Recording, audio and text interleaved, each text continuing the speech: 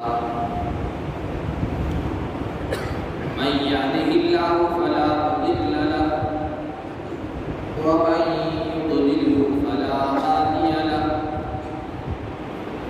ونشهد أن سيدنا ومولانا محمدا عبده ورسوله أما بعد فأعوذ بالله من الشيطان الرجيم بسم الله الرحمن الرحيم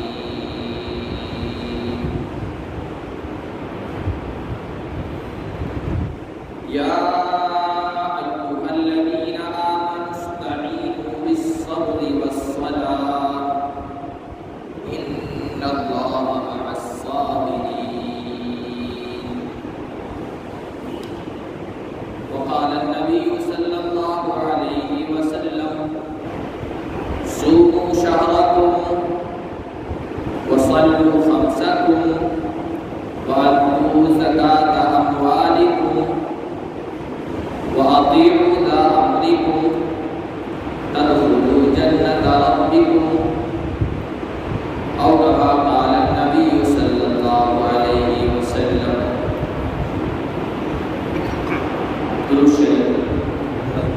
اللهم صل على محمد وعلى آل محمد كما صليت على إبراهيم وعلى آل إبراهيم إنك حميد مجيد.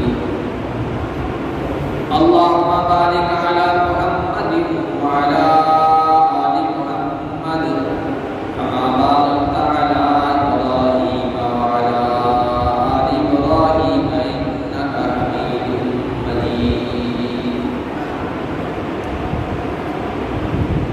میرے محترم بزرگوں اور عزیز دینی بھائیوں، اللہ تبارک و تعالی نے اپنے آخری نبی حضرت محمد مصطفیٰ صلی اللہ علیہ وسلم کو بہت ساری خصوصیات سے نوازا ہے. ان خصوصیات میں سے ایک بڑی خصوصیت آپ کو یہ عطا کی گئی کہ آپ کو اللہ تبارک و تعالی نے معراج سے نوازا اور اپنے ہم کلامی کا، اپنے سے گفتگو کرنے کا شرف اور اعزاز بخشا. اللہ کے نبی صلی اللہ علیہ وسلم کی سیرت کا اور آپ کی حیات مبارکہ، آپ کی زندگی کا یہ بہت اہم واقعہ ہے. یہ واقعہ کب پیش آیا، اس بارے میں مختلف اقوال ہیں، مختلف باتیں ہیں، لیکن زیادہ تر اس بات کو بیان کیا گیا ہے کہ رجب المرجب کی 27 تاریخ کو اللہ تبارک و تعالی نے آپ کو یہ سفر کروایا. اس سفر کے 2 مرحلے ہیں. ایک مرحلہ بیت اللہ سے مسجد اقصی تک اور دوسرا مرحلہ وہ بیت المقدس سے پھر اوپر کی دنیا، آسمانوں کی دنیا تک. بیت اللہ سے بیت المقدس تک کے سفر کو اسرا کہا جاتا ہے. سبحان الذی اسرا بعبدہ. اور اس سے آگے کے سفر کو معراج کہا جاتا ہے. معراج کہتے ہیں سیڑھی کو، زینہ کو. اللہ کے نبی صلی اللہ علیہ وسلم نے اس سفر کی ڈیٹیل، اس کی تفصیل خود بیان فرمائی ہے. حدیث کی کتابوں میں اس کا ذکر موجود ہے. آپ صلی اللہ علیہ وسلم نے ارشاد فرمایا کہ میں ام ہانی یا حتیم میں موجود تھا کہ جبرائیل امین آئے اور مجھے اٹھایا، بیدار کیا۔ جبرائیل امین اپنے ساتھ جنت سے ایک سونے کا تخت لائے تھے اور میرے سینے کو چیرا گیا، آب زمزم سے سینے کو، دل کو دھویا گیا، پاک صاف کیا گیا، اور وہ جو تخت تھا وہ ایمان اور حکمت سے بھرا ہوا تھا، وہ میرے سینے میں اڈیلا گیا، ڈالا گیا۔ جبرائیل امین اپنے ساتھ ایک سواری لے کے آئے تھے جسے براق کہا گیا، جو گدھے سے وہ اونچے قد کا اور خچر جیسا تھا، سفید اس کا کلر تھا، اور اللہ تبارک و تعالیٰ نے اس میں یہ قوت عطا فرمائی تھی کہ جہاں تک انسان کی نگاہ پہنچتی ہے وہاں تک اس کا قدر کرتا ہے، بڑا تیز رفتار۔ اس کے ذریعے سے آپ صلی اللہ علیہ وسلم کو بیت المقدس لایا گیا، فلسطین۔ وہاں پر اللہ تبارک و تعالیٰ نے انبیاء کو جمع فرمایا، اور آپ صلی اللہ علیہ وسلم کی تشریف آوری سے پہلے انبیاء وہاں جمع تھے، صفیں لگائی گئی، آپ صلی اللہ علیہ وسلم کو امامت کے لیے آگے کیا گیا، اور آپ کی امامت میں تمام انبیاء نے نماز ادا کی۔ نماز سے فارغ ہونے کے بعد اللہ کے نبی نے فرمایا، جبرائیل امین میری خدمت میں 2 پیالے لے کے آئے، ایک پیالے میں دودھ تھا اور دوسرے پیالے میں شراب تھا۔ تو میں نے دودھ والے پیالے کو لے لیا۔ جبرائیل امین اس پر کہنے لگے کہ اگر آپ شراب والے پیالے کو لے لیتے تو آپ کی امت غلط امت ہوگا، گمراہ ہو جاتی، راہ راست سے بھٹک جاتی۔ آپ نے دودھ کا پیالہ لیا ہے، آپ نے فطرت کو قبول کیا، نیچر کو قبول کیا، دین فطرت کو۔ پھر آپ صلی اللہ علیہ وسلم کو آگے کا سفر کروایا ہے۔ جبرائیل امین آپ صلی اللہ علیہ وسلم کو لے کر آسمان کی دنیا پر پہنچے۔ پہلے آسمان پر پہنچے ہیں، دروازہ کھٹکھٹایا گیا، ادھر سے پوچھا گیا من کون ہو؟ جبرائیل امین نے اپنا نام بتایا، تو ان سے پوچھا گیا وَمَن مَعَكَ، آپ کے ساتھ اور کون ہے؟ انہوں نے کہا کہ میرے ساتھ محمد ہے۔ ادھر سے سوال کیا گیا کہ کیا ان کو یہاں بلایا گیا؟ حضرت جبرائیل امین نے کہا ہاں ان کو بلایا گیا۔ چنانچہ دروازہ کھولا گیا۔ اللہ کے نبی صلی اللہ علیہ وسلم نے فرمایا، پہلے آسمان پر انسانیت کے جد امجد حضرت آدم علیہ السلام سے ملاقات ہوئی۔ حضرت آدم علیہ السلام نے مجھے دیکھ کر کہا مرحبا بالابن الصالح والنبی الصالح، نیک بیٹے اور نیک نبی کو خوش آمدید، مبارک یہاں آنا اور یہاں ان کی آمد مبارک ہو۔ آپ صلی اللہ علیہ وسلم نے بھی ارشاد فرمایا کہ میں نے دیکھا کہ آدم ایک جگہ بیٹھے ہیں اور ان پر یہ کیفیت طاری ہوتی ہے کہ وہ جب دائیں جانب دیکھتے ہیں تو خوش ہوتے ہیں، چہرے پر خوشی کا اظہار ہوتا ہے، اور جب بائیں جانب دیکھتے ہیں تو رنجیدہ اور غمزدہ ہو جاتے ہیں اور رونے لگتے ہیں۔ میں نے جبرائیل امین سے پوچھا کہ یہ کیا معاملہ ہے؟ تو جبرائیل نے بتایا کہ دائیں جانب ان کی وہ ساری اولاد بتائی گئی ہے جو جنت میں جانے والی ہے، تو ان کو دیکھ کر خوش ہوتے ہیں کہ میری اس اولاد جنت میں جائے گی، لیکن بائیں جانب جب دیکھتے ہیں تو ان کی وہ اولاد بتائی گئی جو جہنم میں جائے گی، اس وجہ سے وہ غمزدہ ہو جاتے ہیں اور رونے لگتے ہیں۔ پھر آپ صلی اللہ علیہ وسلم دوسرے آسمان پر گئے۔ دوسرے آسمان پر پہنچنے پر بھی وہی سوال اور جواب کیے گئے، کون ہو، تمہارے ساتھ کون ہے وغیرہ۔ اور دوسرے آسمان پر حضرت یحییٰ اور حضرت عیسیٰ علیہ السلام سے ملاقات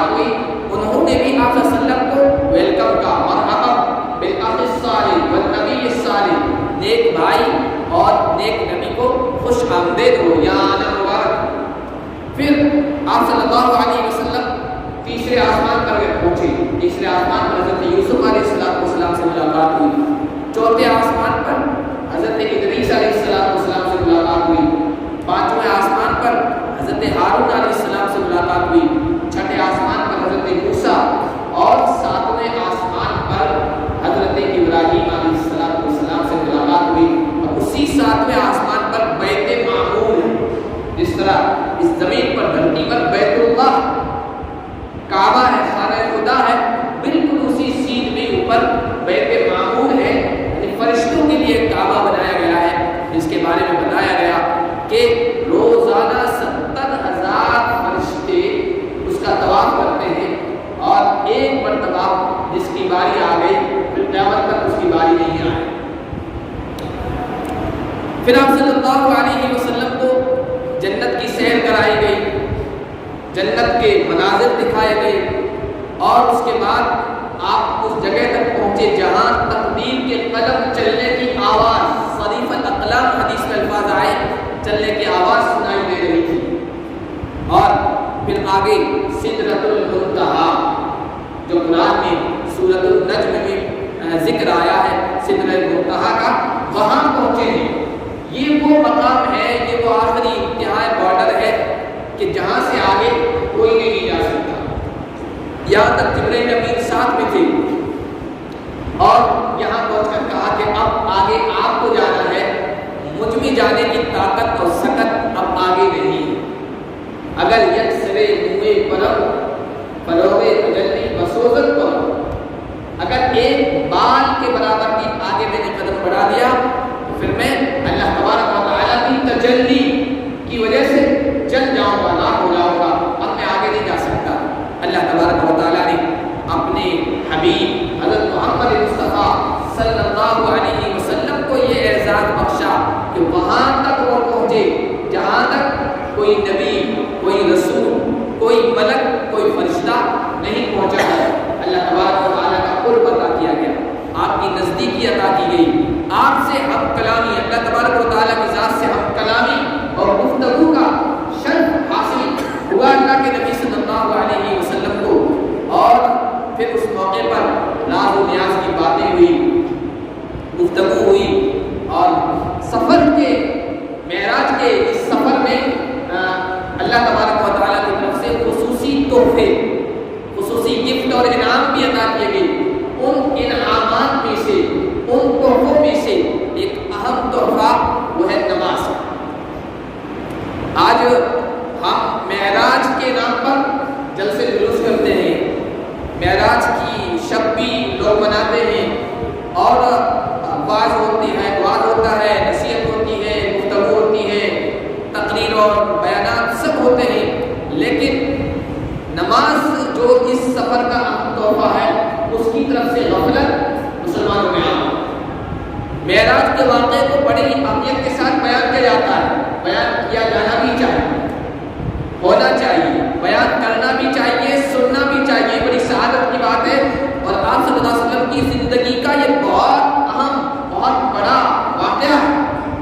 सुनना भी सआदत है, नेक वक्ती है, बयान करना भी सआदत और नेक वक्ती है। लेकिन इस सफ़र में सबसे अहम चीज़ जो अल्लाह तबारक व तआला की तरफ से आप सल्लल्लाहु अलैहि वसल्लम के तवस्सुल से, उस ज़रिए से इस उम्मत को दी गई, वो है नमाज का तोहफा। अल्लाह की जानिब से, अल्लाह की तरफ से अपने हबीब सल्लल्लाहु अलैहि वसल्लम पर 50 नमाजें फ़र्ज़ की गई। वहाँ से ये तोहफा लेकर वापस जब लौटे हैं तो हज़रत मूसा अलैहिस्सलाम से मुलाकात हो गई। हज़रत मूसा ने कहा क्या मामला हुआ? कहा अल्लाह से राज व न्याज की बातें हुई, गुफ्तगू की सआदत हासिल हुई और अल्लाह ताला ने मुझ पर, मेरी उम्मत पर 50 नमाजें दिन रात में फ़र्ज़ किए। हज़रत मूसा अलैहिस्सलाम ने कहा कि 50 नमाजें बहुत होती है और बनी इस्राइल के सिलसिले में, अपनी उम्मत, अपनी कौम के सिलसिले में मुझे तल्ख़ तजुर्बा हासिल है और कड़वा तजुर्बा हासिल है। आपकी उम्मत 50 नमाजें नहीं अदा कर सकती है, ताकत नहीं रख सकती है, इसलिए आप वापस जाइए, रब से दरख्वास्त कीजिए और इसमें कुछ तख़फ़ीफ़ को, कुछ कमी करवाइए। अल्लाह के नबी सल्लल्लाहु अलैहि वसल्लम वापस गए, अल्लाह तबारक व तआला की बारगाह में अपनी दरख्वास्त पेश की। बुखारी की रिवायत है कि اللہ تعالیٰ نے 10 نمازیں کم کر دی کہ 40 نمازیں اپنی امت سے بتا دینا کہ ان کو ادا کر دیں۔ پھر حضرت موسیٰ علیہ السلام کے پاس سے گزرے، حضرت موسیٰ نے پھر کہا کہ 40 نمازیں بھی بہت مشکل سے آپ کی امت ادا کر پائے گی، مجھے تجربہ حاصل ہے، بنی اسرائیل کے سلسلے میں دیکھ چکا ہوں، اس لیے آپ واپس جائیے اور اپنے رب سے تخفیف کروائیے، کمی کروائیے۔ پھر آپ صلی اللہ علیہ وسلم واپس گئے، اللہ کی بارگاہ میں درخواست پیش کی، اللہ نے 10 نمازیں اور کم کر دی۔ اس طرح بار بار حضرت موسیٰ واپس بھیجتے رہے اور 10 نمازیں کم ہوتی رہی۔ جب 10 نمازیں رہ گئی اور حضرت موسیٰ سے آ کر کہا کہ بھائی اب صرف 10 نمازیں رہ گئی ہیں، حضرت موسیٰ نے کہا اب بھی آپ کی امت نہیں پڑھ پائے گی اور اس کی پابندی نہیں کر پائے گی، میں تجربہ کر چکا ہوں، آپ واپس جائیے اللہ تبارک و تعالیٰ کی بارگاہ میں۔ چنانچہ اللہ کے نبی صلی اللہ علیہ وسلم پھر واپس گئے اور اللہ تبارک و تعالیٰ نے 10 کے بجائے 5 کر دی اور کہا کہ اب 5 نمازیں کرتا ہوں، پڑھے گی آپ کی امت 5 نمازیں، لیکن میرا وعدہ ہے کہ میں 50 کے برابر اجر و ثواب کا وعدہ کرتا ہوں اور اجر و ثواب دوں گا۔ اللہ کے نبی صلی اللہ علیہ وسلم حضرت موسیٰ علیہ السلام کے پاس سے گزرے تو انہوں نے پھر پوچھا کہ کتنی نمازیں رہ گئی ہیں؟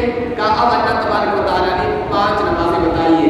پھر حضرت موسیٰ نے کہا 5 نمازیں بھی نہیں، پابندی کے ساتھ نہیں پڑھ پائے گی آپ کی امت، واپس جائیے۔ لیکن چونکہ اب اللہ تعالیٰ نے یہ کہہ دیا تھا کہ یہ ہے 5 نمازیں اور 50 کا میں اجر و ثواب دوں گا، اس اشارے سے اللہ کے نبی صلی اللہ علیہ وسلم سمجھ گئے تھے کہ اب اس میں تخفیف نہیں ہونی ہے، اس لیے کہا کہ استحیی ربی، اب مجھے اپنے رب کے سامنے جانے سے حیا آتی ہے کہ 5 بھی میں تخفیف کرا دوں، 5 بھی میں کم کرا دوں۔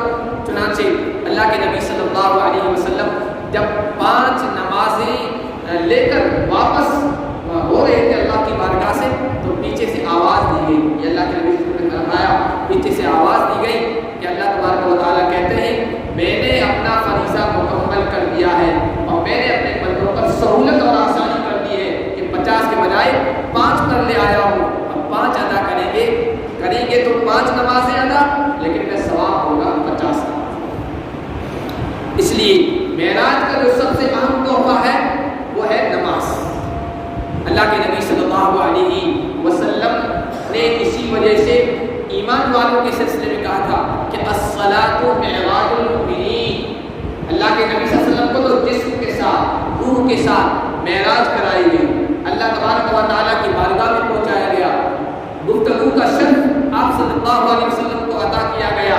یہ ایک معراج تھی، ایک مومن کی معراج یہ ہے کہ وہ آ کر اللہ کے سامنے کھڑا ہو جائے، اللہ کی بارگاہ میں کھڑا ہو، ہاتھ باندھ لے، اللہ کی حمد و ثنا کرے، اللہ کی تعریف بیان کرے، اللہ کی کبریائی کا اظہار کرے، یہ مومن کی معراج۔ ایک مومن بندہ جب اللہ تبارک و تعالیٰ سے کچھ گفتگو کرنا چاہے، ہم کلامی کا شرف حاصل کرنا چاہے تو وہ نماز کی پابندی کرے، نماز میں کھڑا ہو جائے۔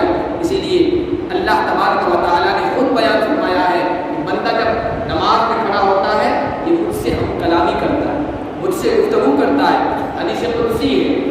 اللہ کے نبی صلی اللہ علیہ وسلم نے بیان فرمایا کہ اللہ فرماتے ہیں قسمت الصلاۃ بینی و بین عبدی، بندے اور اپنے درمیان میں نے نماز کو آدھا کر دیا۔ اللہ فرماتے ہیں میں نے نماز کو اپنے اور بندے کے درمیان آدھا تقسیم کر دیا ہے، میرا بندہ مجھ سے جو مانگے گا میں اسے دوں گا۔ قال اللہ عز وجل اذا قال العبد الحمد للہ رب العالمین، جب بندہ نماز میں کھڑا ہوتا ہے اور الحمد للہ رب العالمین کہتا ہے تو اللہ کہتے ہیں حمیدنی عبدی، میرے بندے نے میری تعریف کی۔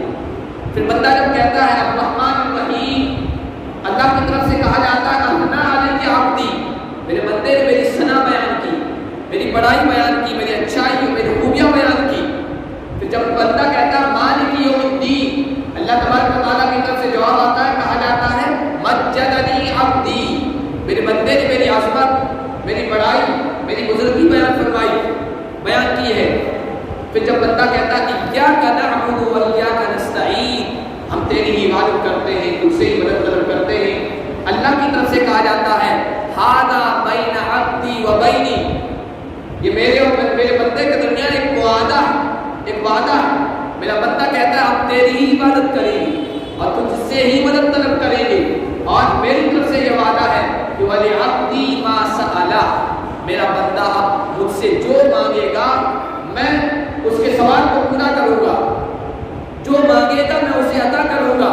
پھر بندہ کہتا ہے اهْدِنَا الصِّرَاطَ الْمُسْتَقِيمَ صِرَاطَ الَّذِينَ أَنْعَمْتَ عَلَيْهِمْ غَيْرِ الْمَغْضُوبِ عَلَيْهِمْ وَلَا الضَّالِّينَ، میرے اللہ مجھے سیدھا راستہ دکھا دے، ان لوگوں کا راستہ جن پر تیرا انعام ہوا، اور ان لوگوں کے راستے سے بچا جن پر تیرا غضب نازل ہوا، غصہ نازل ہوا، اور جو صحیح راستے سے بھٹک گئے ان کے راستے سے میری حفاظت فرما۔ اللہ کی طرف سے کہا جاتا ہے وَلِعَبْدِي مَا سَأَلَ، میرا بندہ مجھ سے جو مانگ رہا ہے میں اسے عطا کروں گا، میں اسے نوازوں گا۔ تو یہ نماز جو ہے یہ بندے کے درمیان اور رب کے درمیان ایک مکالمہ ہے، ایک گفتگو ہے۔ اسی لیے اللہ کے نبی صلی اللہ علیہ وسلم کے بارے میں آتا ہے جب بھی کوئی معاملہ اذا عزمہ امر، جب کوئی معاملہ پیش آتا تھا، جب کوئی مشکل پیش آتی تھی، جب آندھی طوفان آتا تھا، جب بارش کثرت سے ہوتی تھی، جب کوئی خوف کا اور ڈر کا موقع ہوتا تھا، اللہ کے نبی صلی اللہ علیہ وسلم فزع الی الصلاۃ، نماز کی طرف لپکتے تھے، اس لیے کہ نماز کے ذریعے سے اپنے رب سے گفتگو، اپنے رب کے سامنے اپنے دوڑے کو بیان کرنا ہے، اپنے رب کے سامنے اپنے عاجزی اور اپنی انکساری، اپنی تواضع